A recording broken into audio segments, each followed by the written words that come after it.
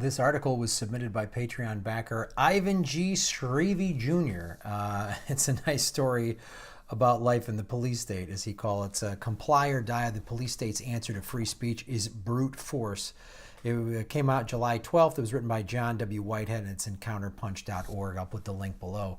And what this writer does is basically go into the specifics of why we're sort of in a police state. Well, not sort of. This writer is contending, and I tend to agree with him, that we don't have a lot of free speech. I just did a video about how the Pennsylvania is trying to pass a law that would make protesters who are arrested pay for overtime of the cops.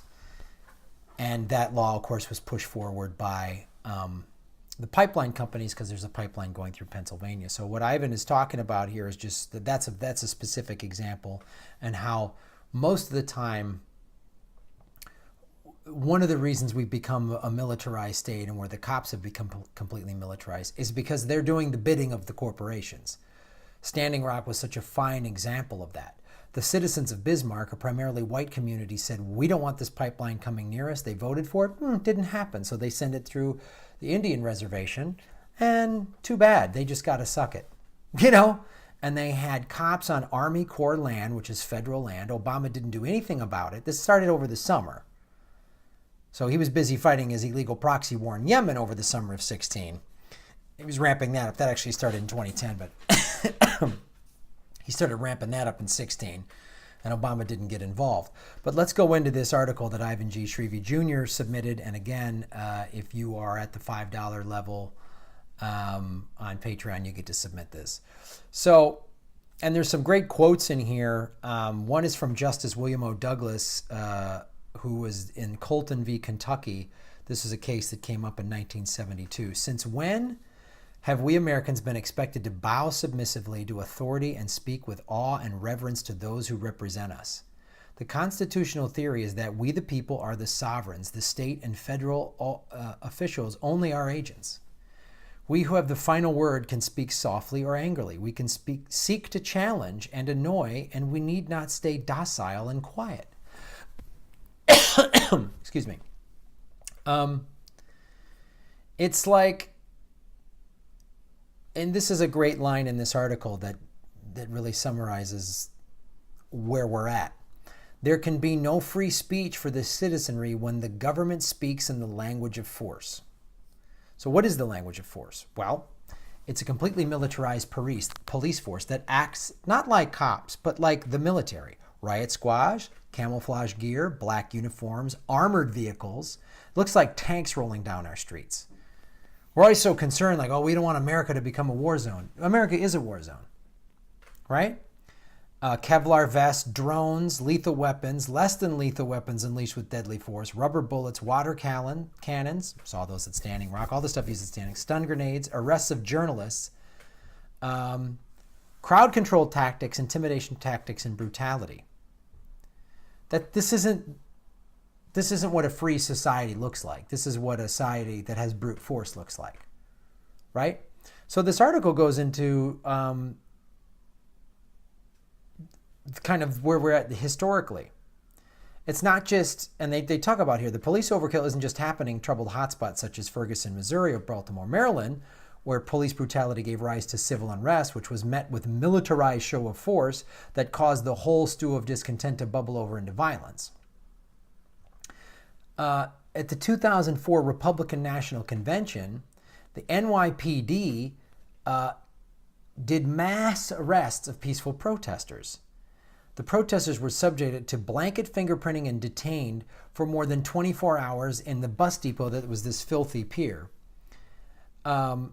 That use of force and disrespecting peaceful protesters cost New York City $18 million. That was actually, they lost a protest settlement. So then we go to Dakota Access Pipeline. People were beaten, shot with water cannons in minus 30-degree weather. Journalists weren't allowed up there. Mainstream media barely covered it. But I want to talk about, too, and this article goes into it, what happened in Charlottesville.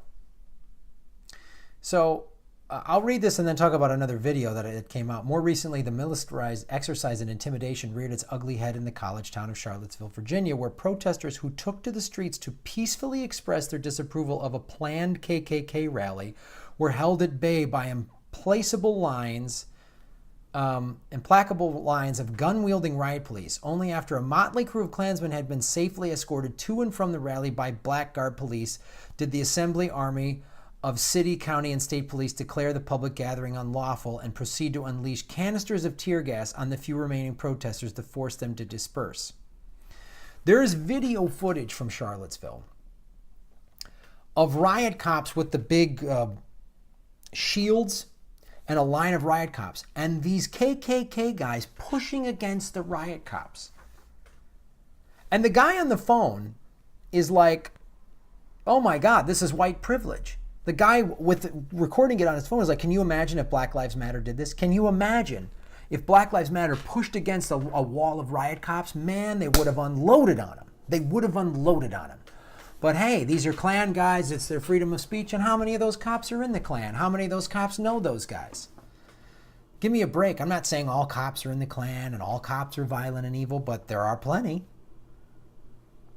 And if there's cops in the South, if there's cops in any city where there's a lot of Klan. There's a small town up in northern Idaho. And I forget the name of it. It was told to me by someone from Idaho. And it's like a white nationalist KKK. And it's a huge number of LAPD cops go up there to retire. So don't tell me there aren't enough cops to be sympathetic to the KKK. You don't tell me that. It's not true. As USA Today article notes, federally arming police with weapons of war silences protesters across all justice movements, people demanding justice, demanding accountability, or demanding basic human rights without resorting to violence should not be greeted with machine guns and tanks. It's like people want to peacefully protest, and what do? We show up with tanks, and we want to, the cops show up and they want to, hey, watch out, don't get out of line, and they create this tense environment. And then, it's always reported by the news, some protesters went bad. Those burn bros, they get crazy. Those Black Lives Matter folks, they're all violent. They use those tones and those code words and that subtext, or they'll just flat out say it. And that's what happens. In fact, militarization makes police more likely to turn to violence to solve problems. A recent study by researchers at Stanford University makes clear when law enforcement receives more military materials, weapons, vehicles, and tools, it becomes more likely to jump into high-risk situation. Militarization makes every problem, even a car of teenagers driving away from a party, look like a nail that should be hit with an AR-15 hammer.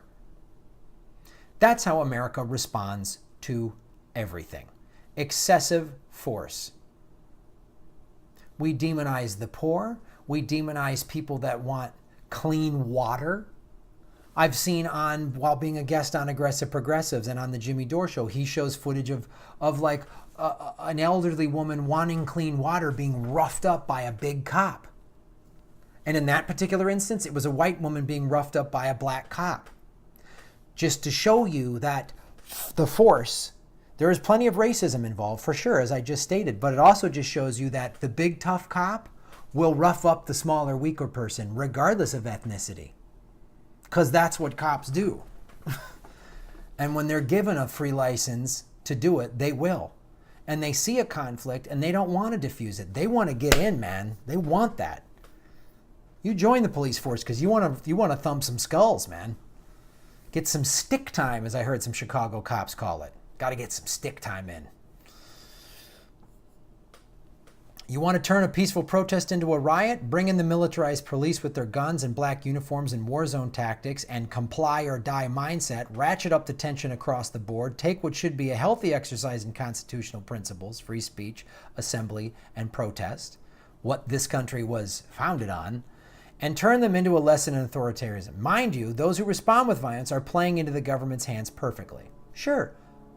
Yes.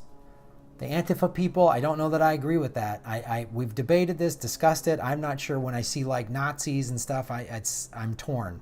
Part of me wants to punch them in the face. But as we've seen examples of, when I did that story about protesters in Palestine going completely into nonviolence, the Israeli soldiers had no choice, right?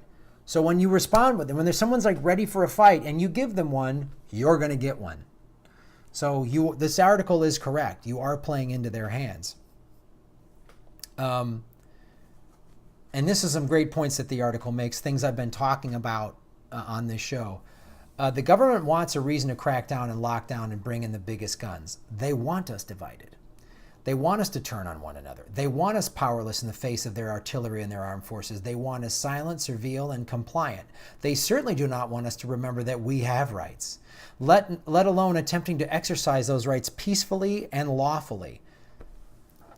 And they definitely do not want you to engage in your First Amendment rights.